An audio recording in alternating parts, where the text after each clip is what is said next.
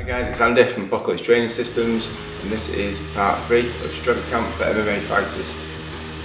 So in the last two parts we've looked at assessment, and we've also looked at exercise choice and how we make exercise choices based on what's best for our fighter.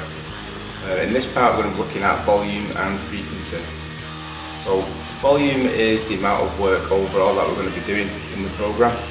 Frequency is how many times we're going to be doing that through the week. Key aspects of this is looking for the sweet spot for the fighter.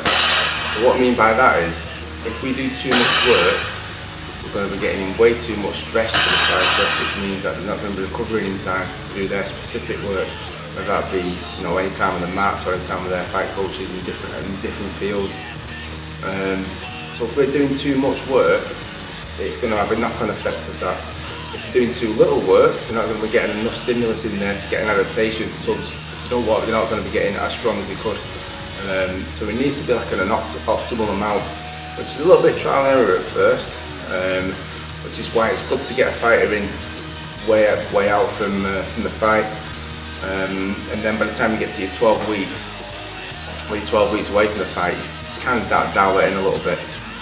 This is why it's good to get the assessment in, because you can kind of get an idea of what their current work schedule looks like, how many times per week they train already, what intensity it is, what days are hard days, what days are moderate days, what days are kind of like low intensity days.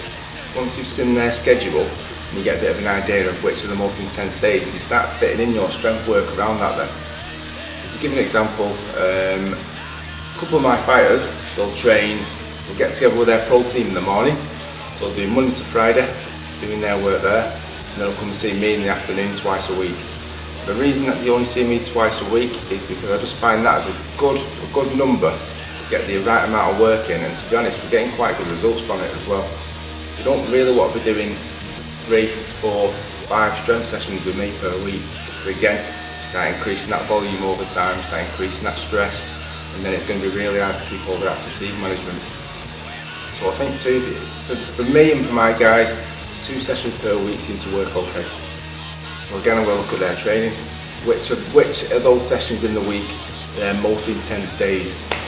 So let's say, in general, they kind of have their Monday session is quite heavy. So the only time I'll see them on a Monday is if they've got time constraints. And then that goes back to something else we're going to talk about later in the video, which is about auto-regulation. But we'll cover that in a minute. But that will come into place where if we have a hard session, and the only time they can get in is later on that day. It doesn't happen that often.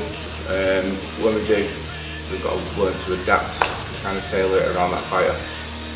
What I usually do is I would go for a lighter day. So say if they do like a hard session on a Monday, Tuesday might be a little bit lighter intensity, which means that in the morning they'll do their specific work, in the afternoon they'll come and see me. And we try to be in and out there in an hour, 45 minutes at best. We don't have to spend too much time on a warm-up because we've already trained already. So what we'll do is anything that feels kind of tight or stiff, we'll address that first. Then it's just a quick case of getting the CNS up pretty quickly, and then into the work for the day. The first thing we do when we meet up, so if they go into the session, right at the beginning of the session I'll get a little bit of fighter feedback. So how they feel today, have they slept okay, have they eaten? So quite strict schedule. Sometimes you might go a bit of time before they actually get a good meal down, so it might be a little bit of breakfast and then eat till later on in the afternoon, depending on what their fight schedule is like, or what their training schedule is like, should I say. So the first thing I'll be asking is, how do they feel? Are they feeling okay? Are they feeling quite energetic? Are they feeling a little bit beaten up? Do they sleep okay? Are they feeling tired? And also other things that we look at is how they look. You can usually tell if someone, if they're walking around a little bit sluggish when usually they're like bouncing around. That's a giveaway sign. So it's always looking out for signs like that to see what kind of current state that your fighter's in. A good warm-up that's designed to kind of fire up the CNS is a good indicator to tell you what kind of current mood the fighter's in. If you get to a warm-up that's quite builds up from like a nice slow pace up to a really fast intense, like a high intensity kind of pace, the fighter's still looking a little bit sluggish, it's a big indicator and a big red flag that we kind of need to dial it down a little bit. And that's just going off how the fighter looks, how the fighter's feeling. However, if all's looking good and the fighter's good to go, and it's time to get some work in. So the way that I plan my sessions, my strength sessions for my guys, is the further out from the fight that we are, the higher the volume, or the highest volume. So it doesn't necessarily mean it's going to be sets of like 15, 20 reps. It's not going to be like that, but the volume is at its highest when we are further out from the fight. Also, that means the intensity is going to be pretty moderate, quite low, or a lot lower than when we are getting closer to the fight. So 12 to 8 weeks out, that's where the volume of our work, so the number of reps, number of sets, that's going to be at its highest. Intensity is going to be fairly moderate, so not too high. When we get to like 75 weeks out, looking at more moderate volumes, so the volume's going to drop down just a touch. We're not doing as many reps and sets, but the intensity starts to creep up a little bit. And then finally, when we get to 42 weeks out, that's where our volume's going to really drop off. We're looking at sets of like 2 or 3, and the intensity is going to be at its highest. So really challenging the athlete. The biggest thing that I'm going to be managing when we get closer to the fight, so within that 42 weeks, is the athlete's going to be feeling pretty fresh. They might feel a little bit fatigued from their specific work when more sparring rounds, pressure rounds, things like that. So they might be building up fatigue from that, but when they're leaving this gym, they're going to be feeling pretty fired up.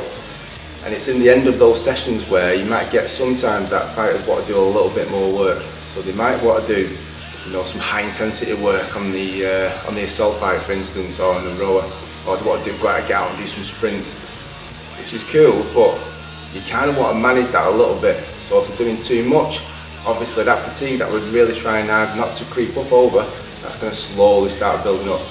So sometimes it's a case of where you have to kind of meet halfway.